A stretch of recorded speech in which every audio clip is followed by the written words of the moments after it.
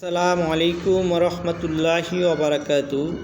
প্রিয় দিনী ভাইয়েরা, আজকে আমি আপনাদের সাথে শেয়ার করব কিভাবে ইসলামিক বক্তব্য শুরু করতে হয়। চলুন শুরু করা যাক। নাহমাদুহু ওয়া নুসাল্লি আলা রাসূলিহিল কারীম, আম্মা বাদ। আউযু বিল্লাহি মিনাশ শাইতানির রাজিম। বিসমিল্লাহির রহমানির রহিম।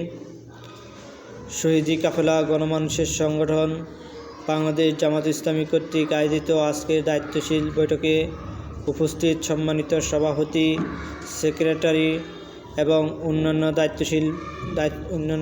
দায়িত্বশীল কর্মী ভাইয়েরা, আসসালামু আলাইকুম রহমতুল্লাহি ওয়া বারাকাতুহু।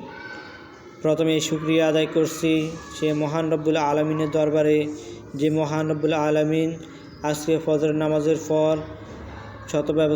শত ব্যস্ততার মধ্য দিয়েও আজকের এই প্রোগ্রামে উপস্থিত হতে পেরেছি। সেজন্য মহান রব্বুল আলমীর দরবারে বলি শুকরিয়া ফুরি আলহামদুলিল্লাহ। দুরূদ প্রেরণ করছি মানবতার মুক্তির দূত সাইয়্যিদুল মুরসালিন খাতামুন নবীন, যার আদর্শকে বাস্তবায়ন করার জন্য আমাদের এই ক্ষুদ্র ক্ষুদ্র প্রচেষ্টা, সেই নবীর প্রতি দুরূদ পেশ করছি বলি সাল্লাল্লাহু আলাইহি ওয়াসাল্লাম।